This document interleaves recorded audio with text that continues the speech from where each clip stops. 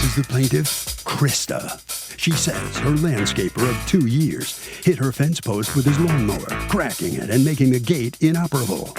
The defendant said he'd fire the guy who did it and offered to fix it. She didn't feel comfortable with the landscaper doing her fence work. She got an estimate. The defendant is accusing her of robbing him because it will cost $507.50 to repair. And she's suing because he refuses to pay up.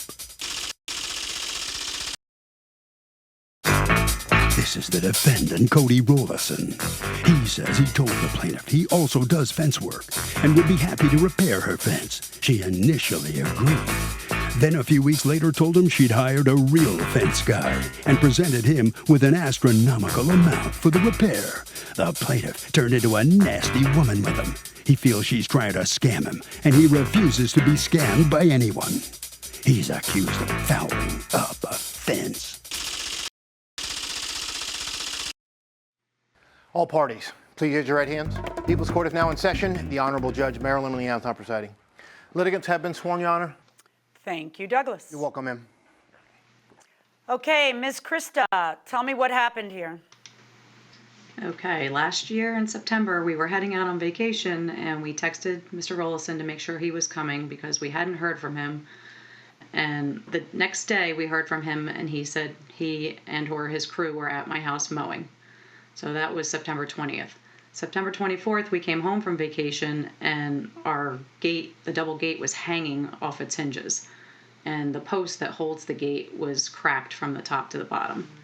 So we texted pictures. Okay, let's see a picture of that. Do you happen to have pictures of how it looked when it was, there we go. Correct. So it was cracked as though something had hit it, I guess. Yeah. Right, and that's how the gate was hanging when we came home. Okay, so what'd you do? We took pictures right away and we texted them to Mr. Rollison. And his words were, he said he would replace or fix it.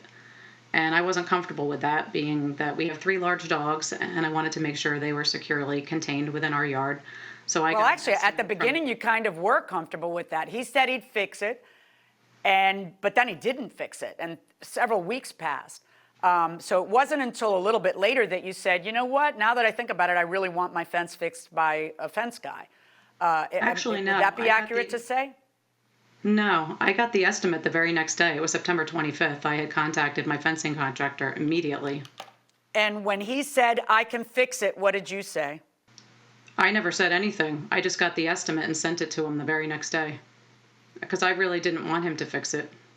Let me tell you why I'm asking that. Here's a text. I'll replace or fix whatever happened. Going to fire the kid. Had a lot of problems last week. Very sorry. And then your next text is 2 weeks later. It's been 2 weeks since the fence incident. I know Krista sent you a quote from her fence guy. Oh, okay. So who's texting him now? That is my boyfriend, Christopher. Okay. That was from Christopher. I know, Krista. So you, according to you, you immediately sent the quote. And he's saying, we've heard nothing from you in 2 weeks. And then he says, we are willing to barter for the fence being replaced, like fall cleanup or whatever. So, Mr. Rollison, what is it that happened with this employee of yours? I trust him fully with my business. I let him mow all my accounts and everything.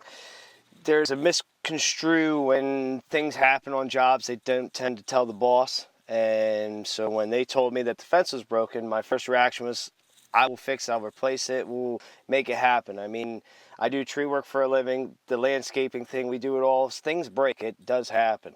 9 times out of 10, the homeowner is willing to let you take care of any damages that have happened. You know, it's just inevitable. I'm sorry, but it happens.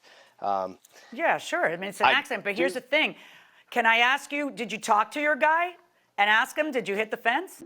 What'd he say? He kind of was like up in the air. He was in the air, oh, I could have, I would have, maybe.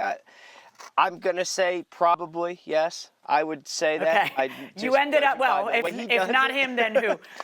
You ended up firing him, right? Yes. Okay. Yes, he no longer worked for me, yeah. So you offer to fix a fence, but she tells you from the beginning she wants a fence guy, right?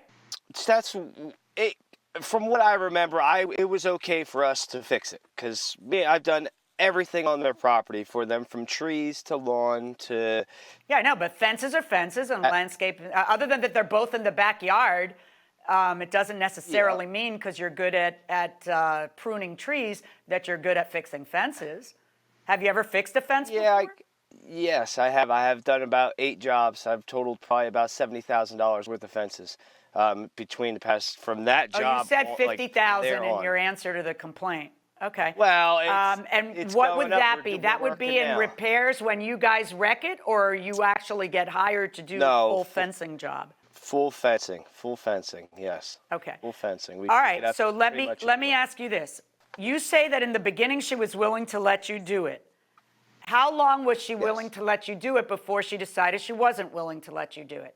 When it took probably about the accurate 2 weeks. We were really busy, and I said, I'm going to try to get to it. And there's the rub, right? So you had 2 weeks, and you didn't do it, and you could have done it, which means you could have saved yourself a lot of money, but you didn't get to it. She has how many dogs? 3. 3 dogs. She's got a broken fence. It's not her fault. It's your guy who did it. And then you you should have pounced while you had the chance and fixed it yourself, which would have cost you a lot less. But now, and she says it from the beginning, she said, it really makes no difference to me. I just think it's more egregious for him if he sat on it for 2 weeks. But now Miss Krista wants it fixed appropriately by a fence guy. And your fence guy has given you a quote for the amount that you're suing for. $500 and some odd, and you feel that that's highway robbery, correct? Welcome back to the People's Court. I'm Harvey Levin. So the plaintiff wants a brand new fence because the defendant damaged it with his lawnmower. Now the defendant is saying he can fix this fence. She is trying to gouge him. Let's go back into the courtroom. Guess who doesn't get to pick how it gets fixed? Well, I agree. I know the materials and I know labor costs, and it does. Tell me how one would. that. Okay, so tell me about it. Tell me how one would fix that post and then erect the fence again. Again, because it ended up knocking the fence too. So tell me what work goes into it. Well, that one fence post was broken, along with the hardware. I think more so what happened is the mower bumped it, and the fence is old, very old. It's probably, give it about 10 years, 15 years, doesn't matter, irrelevant. But it pulled the screws out, so it really didn't break the post. I would still replace the post, we'd pull it out, we'd dig the hole, put a new bag of concrete in, so you got one 4x4, I'd say about 8 pounds of concrete, and I was even including hardware, and I had the total of almost $60 plus a $90 hourly rate. It would take probably about 40 minutes to do. At a high end, you can see maybe $250, not $507. Because the estimate that I saw... I love when I hear that side say, it's so cheap and so easy. If it's so cheap and so easy, why didn't you do it in those 2 weeks? Right? It was just one of those things where we were backed up. That's fine. Now, it's fine with me, but, you've got to understand what that ends up meaning. All right, you've got the quote for doing this. Is it you or your boyfriend talking to him at this point? You can't fix it right. Are you a fencing contractor now, too? Yes. Want to see? No, don't come on my property ever again. And he answers, you say so. I can't even be certain we made any damage at this point. I hope you have a big jackhammer for this job. What is that? What are you saying to her? No, so prior text before that, he was arguing with me about how it takes special machinery and equipment to pull I don't them see out. why you would need a jackhammer to do that, because he's kind of right about that. It's just, it's like when you pull a plant out of a pot that it's kind of all together. But, I don't see why you're whining so much about a $500 bill. It's not like she came to you with a $1,500 bill. And by the way, it's not just the post. It's also the fence that has to now be... I don't believe the fence is replaced. It looks just like the post in the one picture you had done. As what they asked. Yeah, but it has to be secure again. There's more work than... you can't sit here and tell me... Right. But you can't tell me how easy it is to fix when you didn't fix it and she ended up hiring someone else to fix it. And now she's got to look at that. Do you have any idea how much that would bother me? If I had to look at that brand new wood next to the old weathered wood and now you got to wait like a year for them to look alike, that would bother me so much. I don't know if it would bother you. I guess there's no choice around it, but that's how it's looking. All right. I don't think that you have a very good defense, Mr. Rollison, and I don't know how you can tell her, well, at this point, I'm not even sure we did the damage. I am looking at the evidence in this case, and I honestly don't think that $507.50 is that unreasonable. To get somebody to come to your house and spend all those hours there, it's not that unreasonable. $507.50. Verdict for the plaintiff.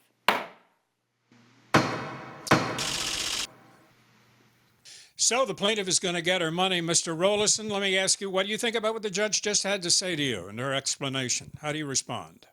It is what it is. I mean, yeah, I probably should have jumped on it quicker, but at the same rate, the outcome would have been the same because they had an attitude from the get-go. So you can't please everybody. I'm sorry. Yeah, we did the damage, but, I also didn't get the chance to fix it because back and forth of them not wanting to have me on their property. Yeah. So Well, that delay didn't help but anyway. You lost a customer out of this, so in any event, that's the way it is. You got to pay her the $507. Let's talk to Krista now. Krista, he's done a lot of work for you in the past. Why were you so angry with him and kicked him off of everything for you? I just really wanted to have the fence fixed by the person that I wanted to have fix it, and he really wasn't willing to work with me unless I let him fix it, and I didn't feel comfortable with that. So I was ready to sever the relationship and just have the fence fixed properly. All right. You happy with the verdict? I assume you are. I'm very happy. Definitely. Very good. All right. Congratulations, and that'll do it. Now let's join Judge Millian and her husband, Judge John, for another session of After the Verdict. When a plumber comes to your house and then damages your air conditioner, you don't have to, as a homeowner, say, okay, you want to fix the air conditioner? Okay, go ahead, you do it, because he thinks he can do it for less money. That's Of a course fair not. way to put it, I mean, right? that's, you're, and she was pretty reasonable. I mean, she was saying, look, let's barter, which would be cheaper for him. Because, You would think so. So you would think he would have seized it. I don't know why he ended up losing a customer over this. Well, I mean, I got to imagine he's doing a cost-benefit analysis all the time in his business. And he's looking at that 2-week period and thinking, I'm going to lose more money if I don't hit the Jones yard, the Smith yard, do these other That's things. right. Or, Then she that's falls it. by the wayside, and, Right. who can blame her? She goes Right. and she gets somebody competent, qualified to go and do it quickly. yeah.